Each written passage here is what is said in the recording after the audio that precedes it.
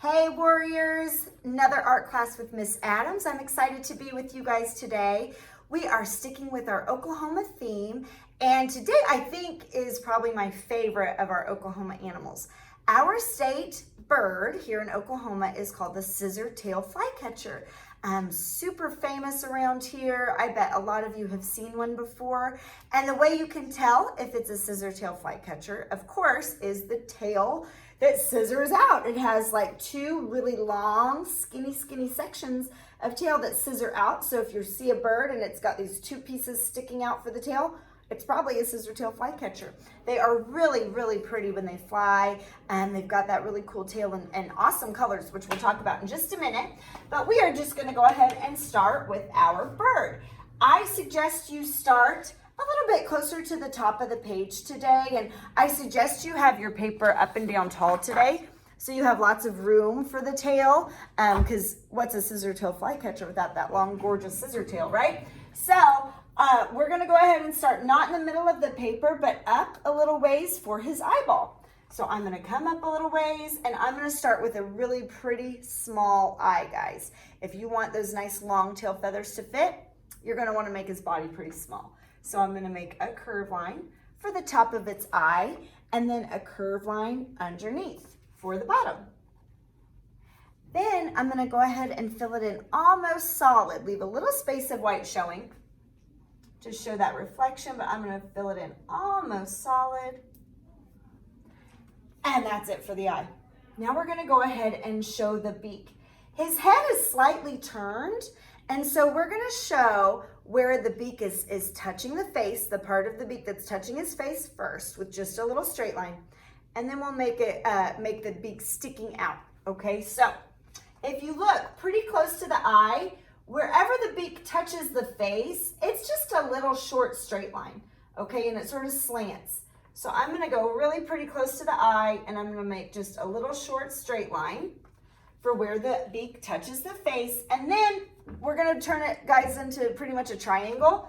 I'm gonna slant it forward just a little ways. Now it's not super long, okay? He doesn't have a really long beak. It's pretty small, and I'm just gonna slant it forward. And then I'm gonna finish out my triangle and slant it back. You can barely see a little bit of the bottom part of his beak where he can open his beak. Just barely, just kind of double that line. Super skinny. Oh, a detail that you could add if you want is just a little tiny dot on the top of the beak, just to show his nostril. That's something if you want to add. Then we're gonna go ahead and show this mask. You can really see it in this picture. A lot of times, even though a lot of their head is white, it almost looks like they're wearing a gray mask because of the shadow of the feathers. They're a little darker around his eye. So coming forward towards the beak a little bit, I'm gonna show a little curve line forward and back. And coming back away from the beak, I'm gonna go ahead and show a little curve line back and forward. Now, we're gonna go ahead and show the head. The head sticks really pretty close to the eye. It does not have a big bump to it. It just barely curves over the eye, and then it comes down just a little ways. So from the top of that triangle, from the top of the beak, I'm gonna stick pretty close to my eye, bring it back, and stop. That's all we have to do for the head. Now we're gonna go ahead and show a little bit of the sort of the jaw or the throat right here. They're not flamingos, not super long, just kind of curve it down a little bit. I'm gonna start towards the back of the beak and just make a little curve line that kind of curves back. And then we are gonna go ahead, let's see, I need to line these up just a little bit. If you need to make this back line a little bit longer, go ahead and do that. Then we are gonna show the top part of the feathers.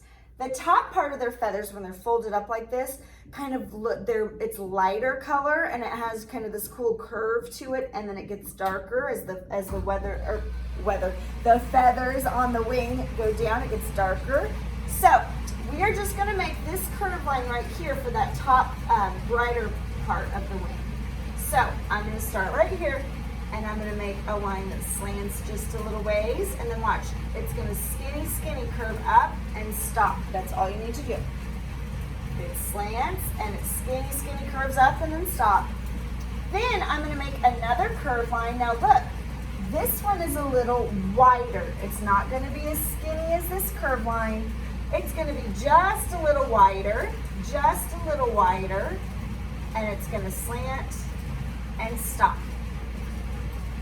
Now, we are going to go ahead and show from the very middle. Find the very middle that you just found, and I'm going to make another curve line that comes down, and this is going to show just about how long the wing is going to be. Now look, the wing is slightly longer than the body. When it's all kind of folded up like that, it looks almost the same size, but the wing might be a little slightly longer. So if you make a wing just this big, he's going to have kind of a bigger head and a little tiny body. Think about how long you want the body to be, how big you want the body to be, and that's about how long we're going to make this line. So I'm going to start from the very middle, and I'm going to slant it and curve it down for my wing, and that's again about how big the body's going to be. Then I'm going to go ahead and curve this up and just let it stop. So watch. It's going to curve up, and it's going to get pretty close to that first curve line we have and stop. Okay? Now, we're going to show the different types of feathers in just a moment, but right now on this other side, there's another part of the wing on the other side, the wing on the other side of his body, and you can just barely see it. It's pretty skinny. Next to it, you don't see too much of it, but right over here, watch. I'm going to keep it pretty skinny close and bring it down, and then it's just going to come up and sort of disappear. So now you can see both sides of the wings. Okay, bird wings have different types of feathers on each different section of their wing. At the very top, they have much shorter, smaller feathers. So at the very top, right here, in between this line and this line, I'm just going to make a few rows of very small little curve lines. I'm not going to go all the way down. I'm just going to make this top section with a few little tiny curve lines all stuck together. That's going to show very realistic detail of the different types of feathers in a bird's wing. Then the feathers get a little bit longer and a little bit skinnier. So about even with the bottom, remember this first curve line right here, this big curve line for his back. We're going to go ahead and about even with that, I'm just going to make longer feathers, one row, just filling it in very carefully. Take your time. Just fill that in with the longer feathers. And then come the longest feathers, the skinniest feathers. How we're going to do that is, again, look at this line right here, okay? And we're going to start first with just a little curve line. Just touch it. That's all you need to do. And then I'm going to make another curve line and touch, and another curve line. And I'm just going to fill in the rest of this wing with curve lines like that. Now, you don't see as much of the other side of the wing, of course, because it's hiding. It's on the other side of his body. So this time, I'm going to start with, remember these feathers we just did? We're just going to go ahead and make them go the other way. I'm just going to make another curve line here. And you just fill this in with little curve lines like this. They look a little different since they're on the other side of his body. Now, we are going to go ahead and make his belly. Now, he doesn't have a big fat Santa belly sticking out straight. It just kind of curves down and it touches. So I'm going to make it just barely curve down, and it's going to go ahead and touch the wing towards the bottom. If it's a little bit short, that's fine. Then we're going to go ahead, oh, before I forget, I always forget his little toes sticking out. So he's perched on something. So you just see the side of his foot, and it really kind of looks like this when it's holding on to something. Toes sticking forward, and he has a toe sticking back to be able to hold on. So not wherever the body touches the wing, but forward just a little bit. I'm going to go ahead and make a curve line that comes forward for the first toe, and then a curve line back for the other side.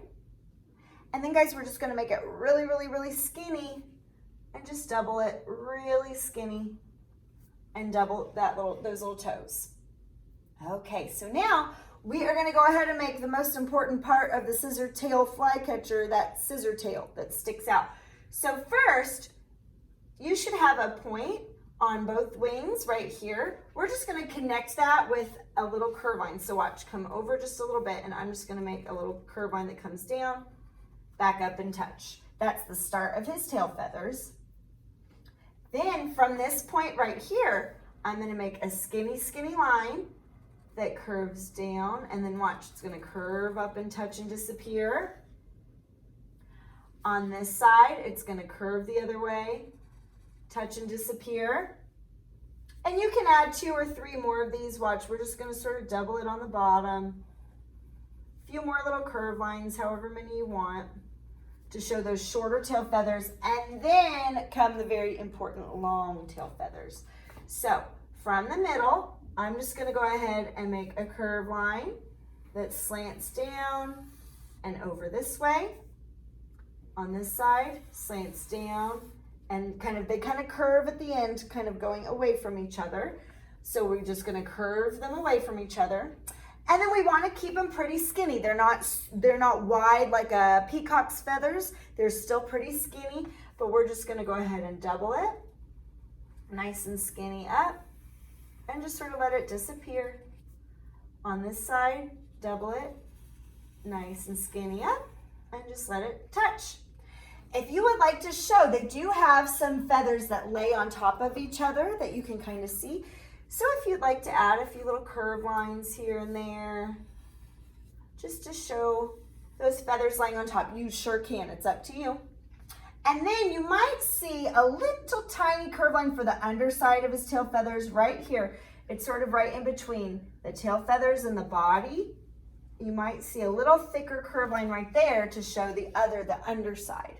Now, there's also a cool mask detail back up here. If you want to show some more of that shadowing on his face, and I'll show you this close up in just a moment, you can start from about his neck and sort of make this dotted line up to the eye, and then a dotted line over to the beak. That just shows a little extra shadow, and I'll show you what I mean in a minute. But it's just a detail that you can sure add. Now, he's not flying, okay? He's sitting. So we need to have him sitting on something nice and skinny. This guy's landed right on barbed wire fence, so I hope he's careful. Or you could have like a little skinny branch or something, but we're gonna look at the tip of the toe, and we're gonna make it slanted. We're not gonna make it straight off because then it'll look kind of weird on this other side. We're gonna make it sort of slant so that it makes a little bit more sense. But I'm gonna make mine rough and bumpy texture because I think I'm gonna do a tree branch. You could do something else, but from the tip of each toe, I'm gonna slant it, and then I'll stop, jump over, stop, jump over. And I did straight off the page. I think for me though, I think I wanna make it look like it's gonna sort of branch off. So on one side, I'm gonna make it come up. On one side, I'm gonna make it come down. And then I can kind of make just a branch right in the middle, doubling those lines. Don't forget, if you're doing a tree, you could definitely add some texture, make it look rough and bumpy with some wiggle lines just to show that it's rough and bumpy and realistic. You could absolutely add leaves. You guys have done leaves with me a million times by now. You could do leaves, you could do flowers. I mean, it's fall. You could do more fall colored leaves when you're thinking about coloring it in. I don't know if you've noticed, but I have noticed around Oklahoma some different leaves starting to change, seeing some yellows and some reds starting to show. So you could certainly do more fall colored leaves, fall colored background. It's up to you, okay? So when you're thinking about coloring, let me show you a close-up of these guys. They're super cool. From a distance, they look sort of white and gray and kind of blah. But when you really look, guys, check this out. On the underside of the body, of the wing, and close to the back of the body, there's like some pink and peachy and red feathers that are really kind of cool. And then when his wings are folded up like yours, you can barely see a little pink and red poking out from the wings, and some close to the back right here of the body. So just kind of a really beautiful detail that you could add to make it look realistic. So on mine, I added just a little pink and peach at the top of the wing and towards the back. And then, like we've talked about, his feathers are white, but because of the texture, you can see some shadow. So don't just leave it plain white like the paper. That's not gonna look as realistic. Be sure to add some little gray or some light blue even to show some shadow, and The feathers on the back especially are darker, so you could do some blacks or some dark grays. But of course, guys, if you don't have these colors, don't worry about it. You can do any colors that you want. That is totally fine.